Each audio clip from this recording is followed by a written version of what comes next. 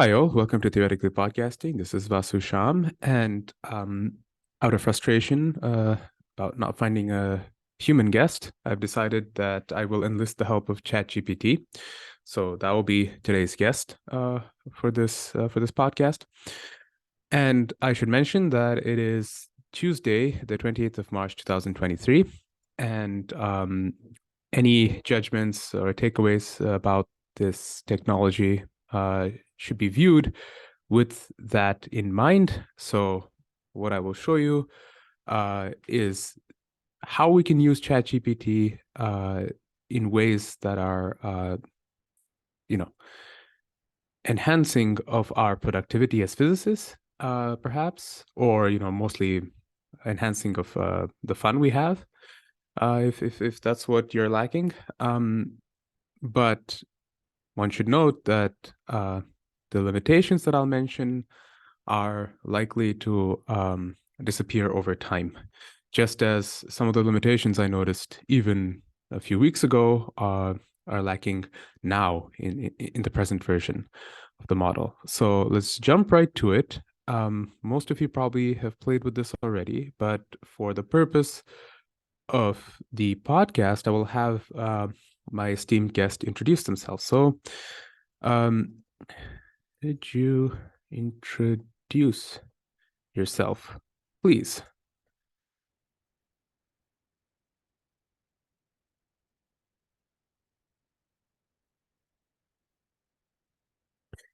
Wonderful.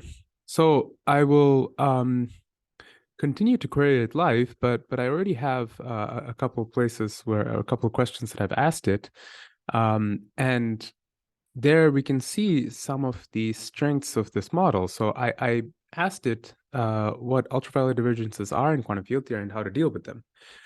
And I'll let you read the answer here.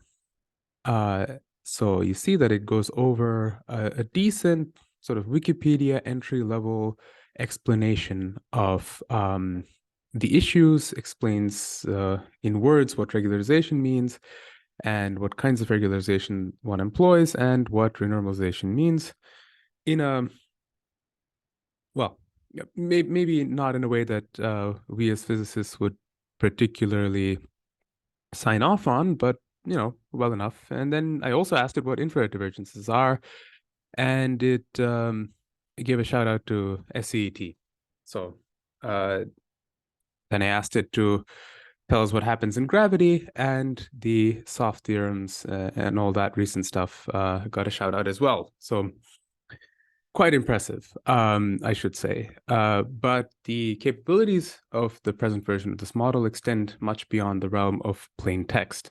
So what I can get it to do with the varying reliability is to output mathematical expressions and to output code snippets, which is where its real strength lies. But let's just take a look at what I mean. Um, how uh,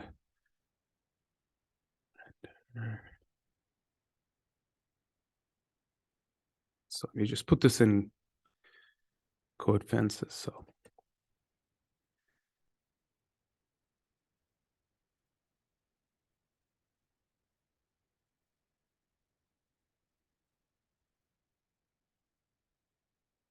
okay, so let's see what it does.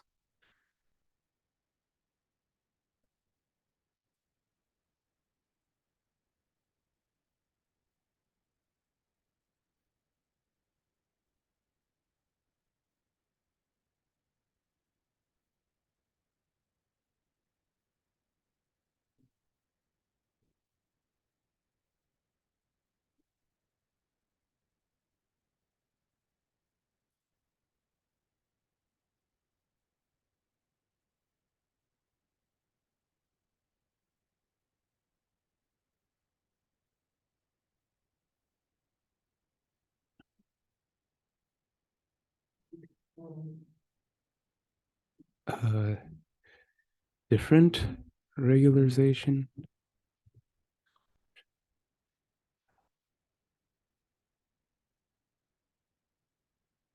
Let's see.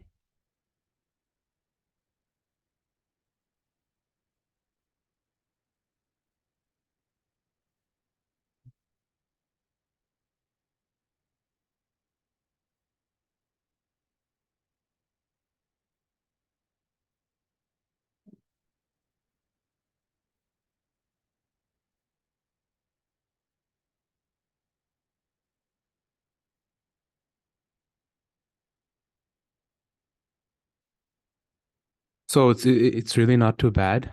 But notice that if I flub the question a little bit, then okay, so here I've put in X instead of P. Let's see what it does.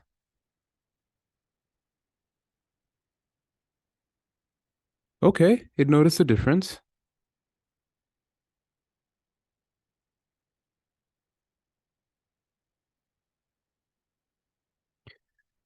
So it's decided to point split the denominator. It was doing well up to here, but then decided to point split the denominator that has no actual X dependence. Um, so again, as you take epsilon to zero, you get a different integrand. So here there's p squared plus m squared. Take epsilon to zero, I get x squared, p squared plus m squared, so x squared times p squared plus m squared. And so it's decided that what would otherwise actually just be the large volume divergence here is actually a divergence in the ultraviolet, basically because I've messed with it a little bit. So this is just to show that you have to be a little bit careful with the answers that it provides. So this is also true of when we try to get it to produce code snippets, specifically in languages that are not Python or C++ or something like that, or JavaScript.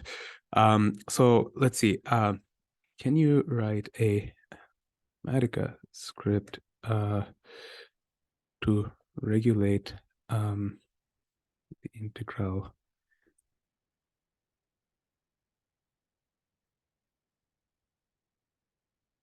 So let me just try to get it to write a Mathematica script. And in the past, it's managed to do this both well and poorly based on the day in which I've asked it. Okay.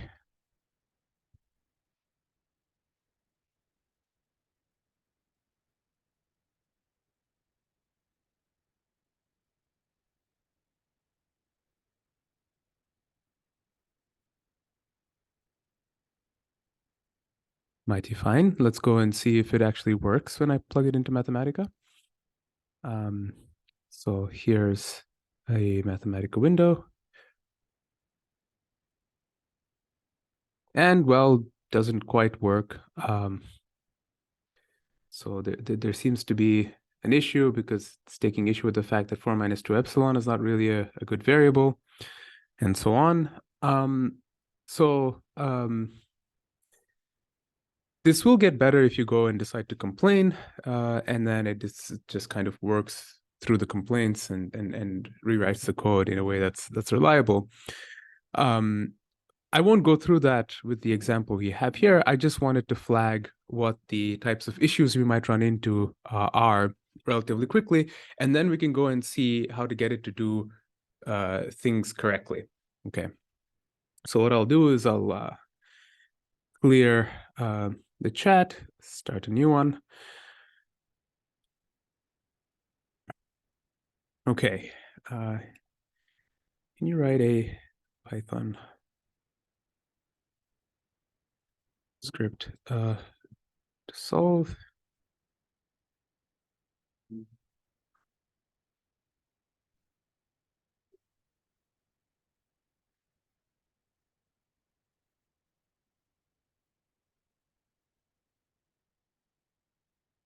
Okay.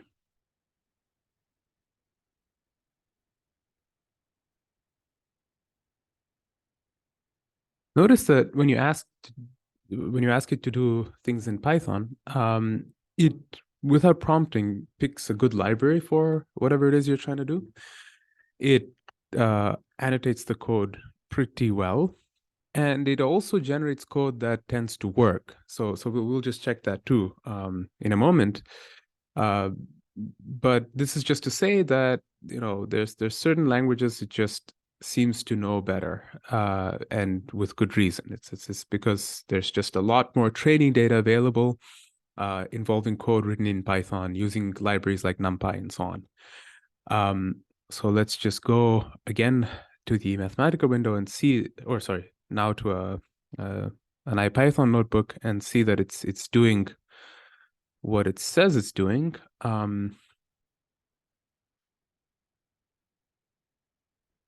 Okay, just expand this just a bit. So this is all ChatGPT's code. Okay.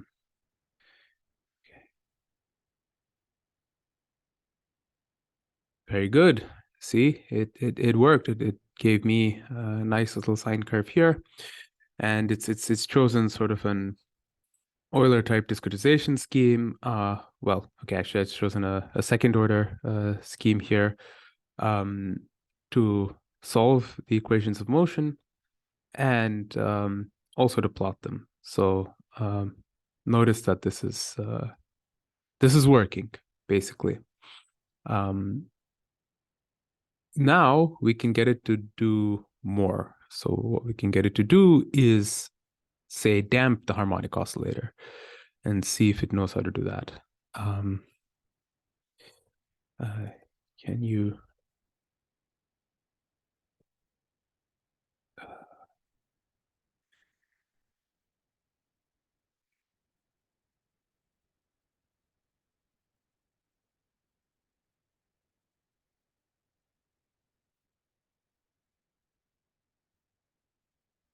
Okay, just so you know, it knows the equation of motion for a damped harmonic oscillator, just like it does for a regular harmonic oscillator.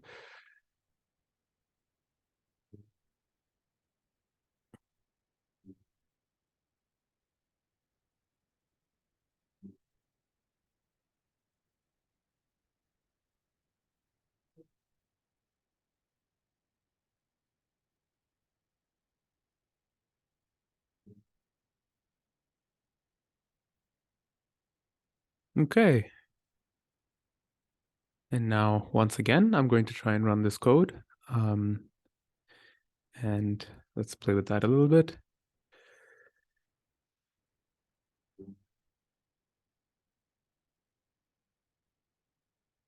So see, there's already some effect of the damping. Let me just increase. So let me do a couple things. Let me increase, um,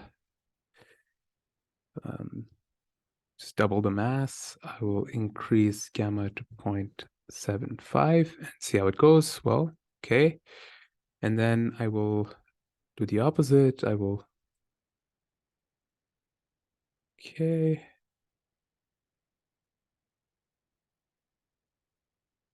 Great. So it really is working. Now let's see if I can test its knowledge of numerical methods. Can you write a first order?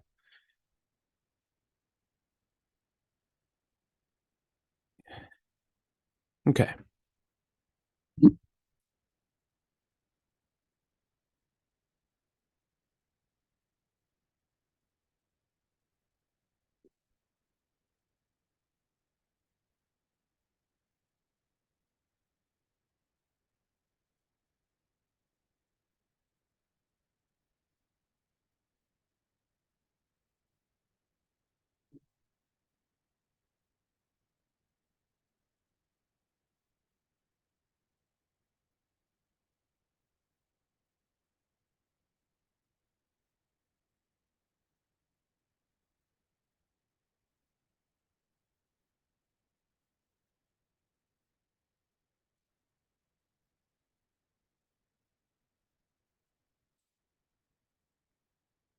Very good. See, it's pretty on point. And again, to triple check, let's see if the code actually runs.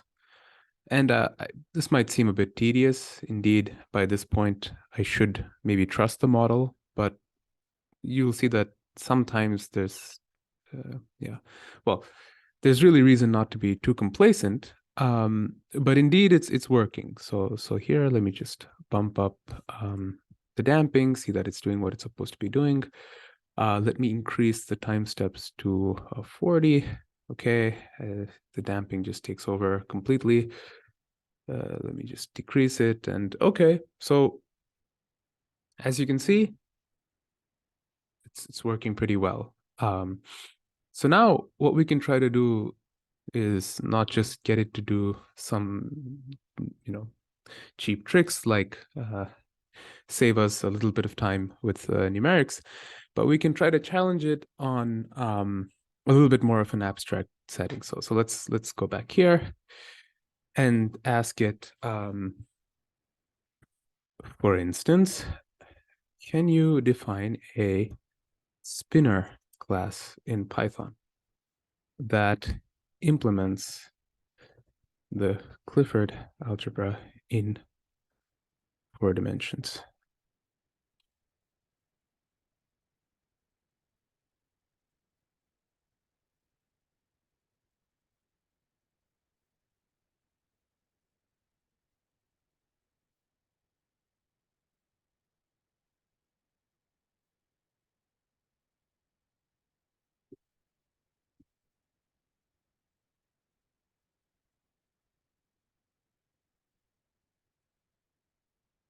Notice that it seems to know that Euclidean spinners are quaternions in 4 dimensions. And what it's doing now is it's generating the class methods that implement operations like addition, subtraction, multiplication. And the real test will be whether it can implement, in addition to like normalization, well, okay, it's got inverses somehow. Don't quite know what it means by that, but we'll find out. Oh, seem to have lost it. Okay. Okay, so notice that it's generated all these functions. So what you can do with this now is define a spinner object and then try and manipulate it as you would a spinner. How do I test this script to see if the Clifford algebra holds?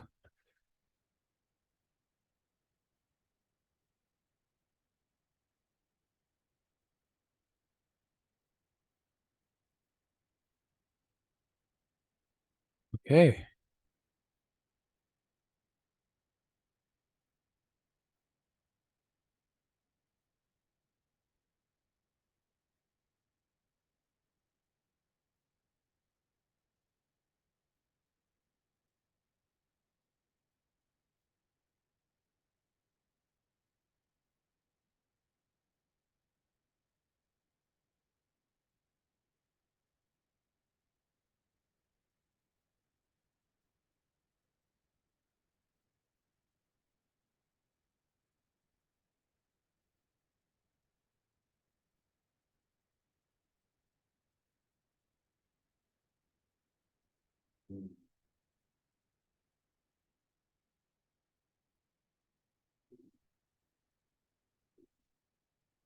Very fascinating. So let's actually run all of this and see if it's telling us the truth about its own code.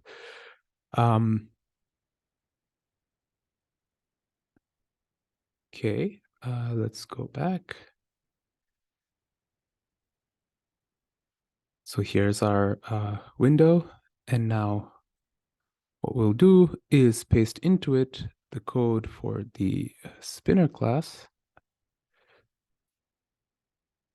I don't need to do this again.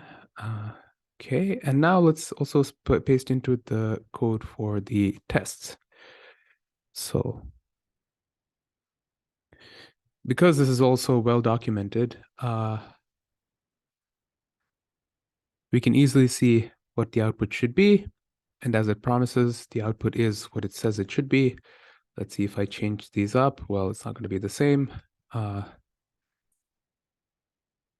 Okay. And then we'll take another test, which is the test of the commutation relations now.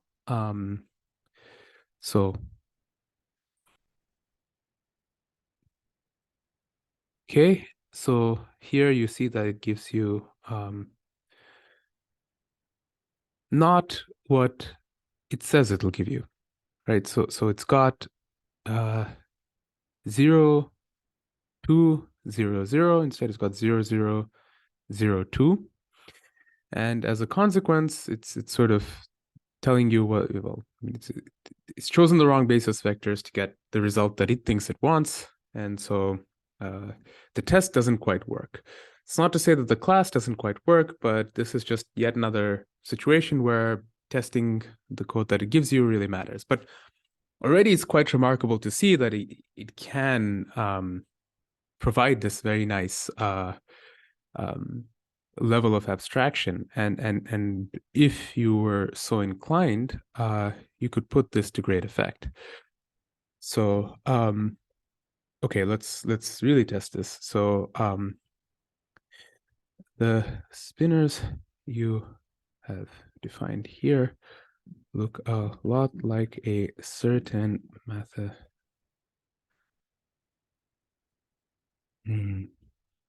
Let's ask it differently. What is another name by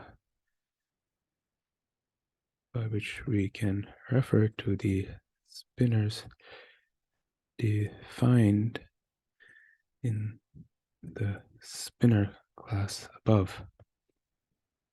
Okay. Uh-huh. Not what I wanted. Maybe I didn't really ask the question properly. But you know, if it comes up with quaternions, then I'll be somewhat happy. What do you recognize their quaternionic structure?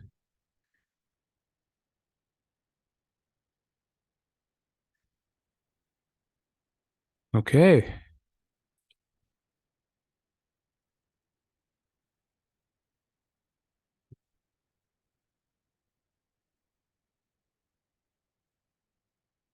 That's very good, isn't it?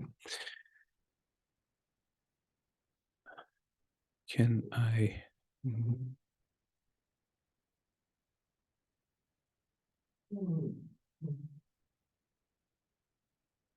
okay. Uh,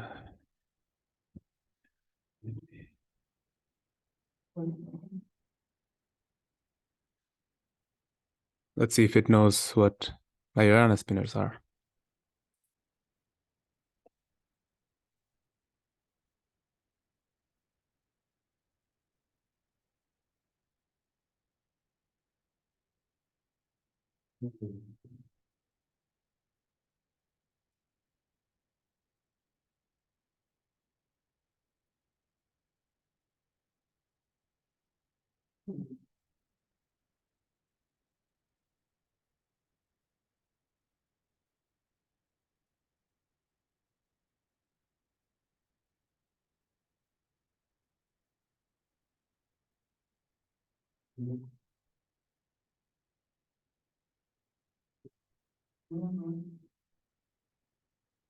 Very nice, very nice. And I encourage you all to check. You can pause the video at this point and run through this code. So I'll scroll a little bit slowly. If you just slow the video down, you'll probably be able to see this. So you see, it seems to know what Majorana spinners are. So this is all great. Now let's give it another kind of physics test. Can you write a onion for a system of free free electrons?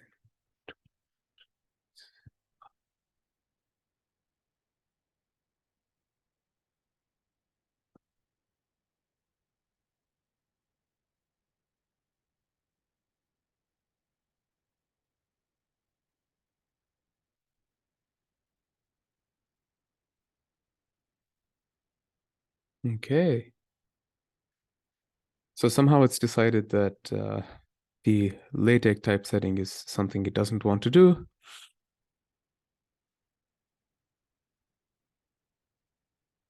So let me see if I regenerate the response, if it's gonna.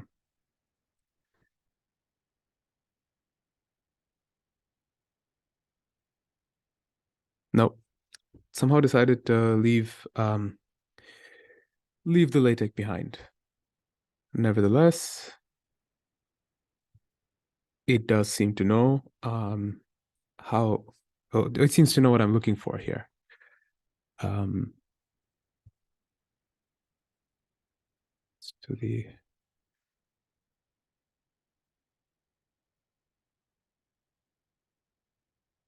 oh,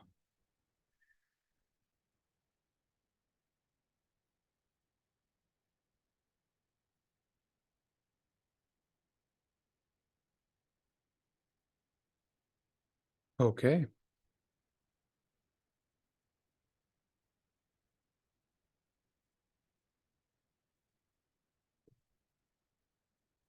very good. It seems to know about the non-commutativity of the translation generators and the situation that arises when we're looking at the Landau levels in the context of the quantum Hall effect.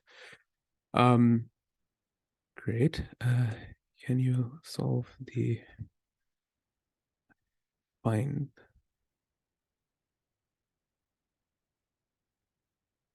Let's challenge it doubly.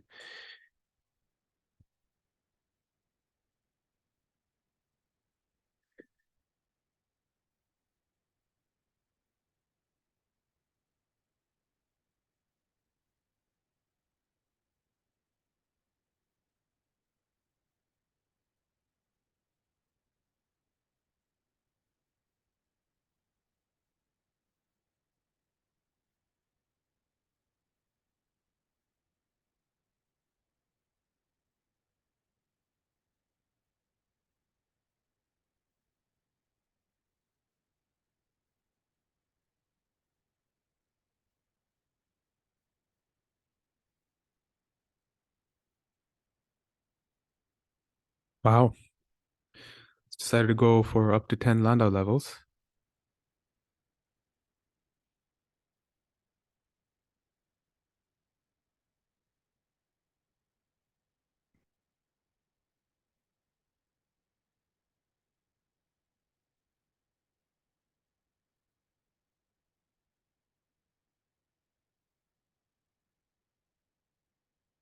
Okay. So it's landed on exactly what I wanted, which was to yes. It's exactly what I wanted it to do without me telling it, just because this is probably the most popular use case, is just map the problem to a harmonic oscillator and then solve it as if it is one. And so let's run the script and see what happens. Well, okay, there seems to be an issue with somewhere where it's breaking. Okay, so again, I'm sure this is a fixable issue. Just in going back here and okay, well, just in going back here and sort of breaking up this very long evaluation into smaller parts, I'm sure that we'll be able to get this to work. But this is just to show that this model is very capable. And if we, even without having it be connected to the internet, just because of everything that's in its training data, it's quite reliable when it comes to generating code. It seems to know quite a bit of physics, but it can go wrong in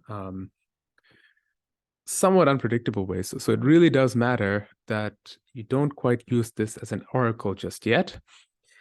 But of the things we've seen it do already, it's frankly quite impressive. So using ChatGPT through the website is great and all, but one should note that with tools out there like LangChain, for instance, we can even leverage these models to generate summaries of texts of even PDFs or even like LaTeX documents, and in principle, one can even query such documents when using these tools correctly. So that is all perhaps for another episode.